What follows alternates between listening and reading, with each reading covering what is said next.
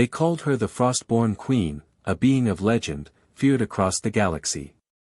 To the Valkyrie, she was a goddess of ice, untouchable and cursed.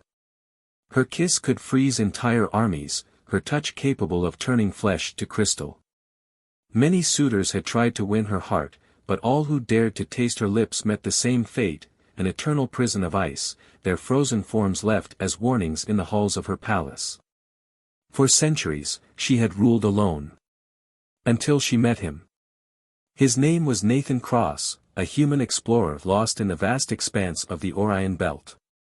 His ship had crash-landed on her frozen world, a desolate place where even the air carried whispers of frost. He should have perished in the cold, but he didn't.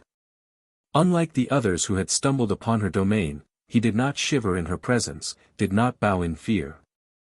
"You are not afraid?" she asked, watching him from her crystalline throne. Her voice was like the wind over glaciers, beautiful but sharp. Nathan chuckled, rubbing his arms.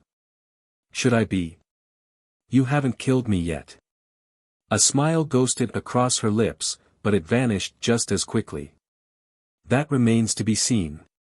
He stayed, longer than any had before. Where others cowered, he talked. He told her of Earth, of the sun's warmth, of laughter and firelight.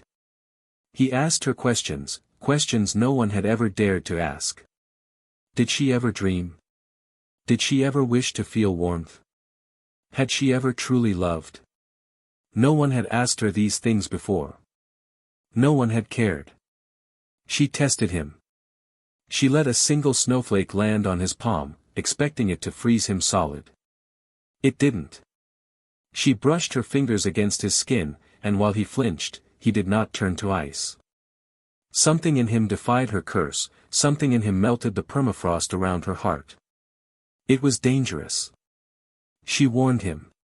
"One kiss, and you will die." "Maybe," he said. "But maybe not." He kissed her. For the first time in centuries, she felt warmth. A heat so foreign, so impossible, that it spread through her veins like wildfire. The ice that had defined her existence cracked, shattered. The walls of her palace groaned as centuries of frost melted in an instant. The sky, once eternally overcast, split open, revealing a sun she had never thought she'd see again. Nathan fell to his knees, gasping, his breath steaming in the air. She touched his face in horror, expecting him to turn to ice like all the others. He didn't. Instead, the warmth he had given her returned, reflecting back into him. Where once she had only drained life, now she gave it. The curse was broken. And for the first time, she was free. The legend of the Frostborn Queen changed that day.